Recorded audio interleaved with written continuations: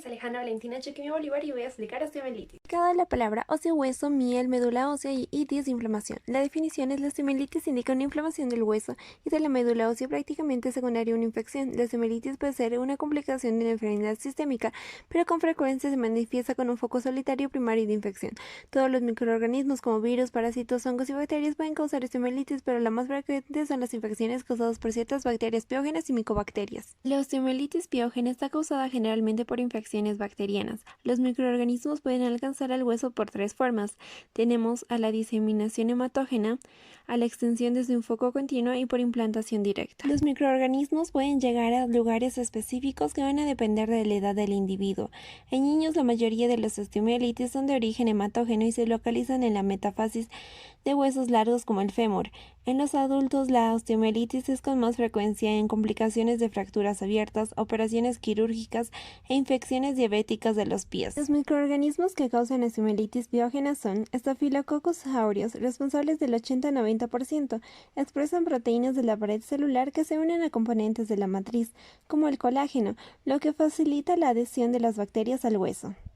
Escherichia coli y Pseudomonas y Klebsiella se identifican con más frecuencia en las personas con infecciones urinarias y en drogadictos por vía parental. Las infecciones bacterianas mixtas se observan en el contexto de una diseminación o de una inoculación directa de microorganismos durante una operación quirúrgica o en las fracturas abiertas.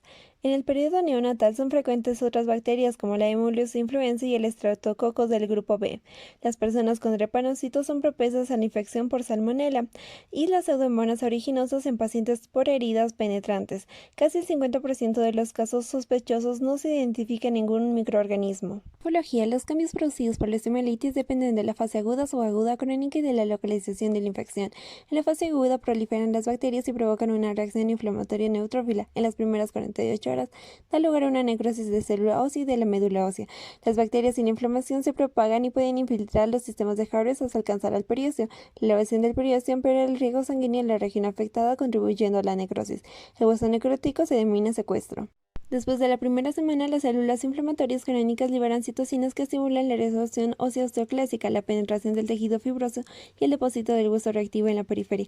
El depósito de hueso nuevo puede formar una cubierta de tejido vivo que se denomina involucro. Manifestación clínica. La osteomielitis hematógena se manifiesta en ocasiones como una enfermedad sistémica aguda, con malestar, fiebre, escalofríos, leucocitos y dolor pulsante moderado intenso. Más frecuentes en lactantes, fiebre idiopática y dolor localizado en adultos. La osteomielitis crónica se manifiesta fiebre prolongada y pérdida de peso. Los microorganismos suelen propagarse por vía patógena y producen un foco de enfermedad visceral activado durante las fases iniciales. También es posible la extensión directa y la propagación por la circulación. Estas personas presentan dolor localizado, febrículas, escalofríos y pérdida de peso. Entre los hallazgos histológicos tenemos la necrosis gaseosa y los granulomas. En adultos mayores llega a las vértebras y causa osteomielitis vertebral. Esto generalmente afecta a dos vértebras adyacentes y a su disco intervertebral.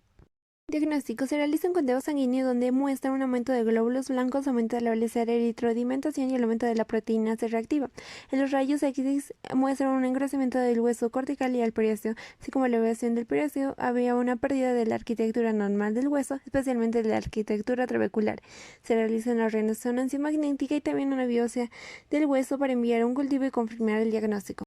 El uso de antibióticos. Si hay un absceso vertebral, se puede realizar una cirugía y la cirugía va a ser necesaria para remover el hueso necrótico, especialmente en osteomielitis crónica.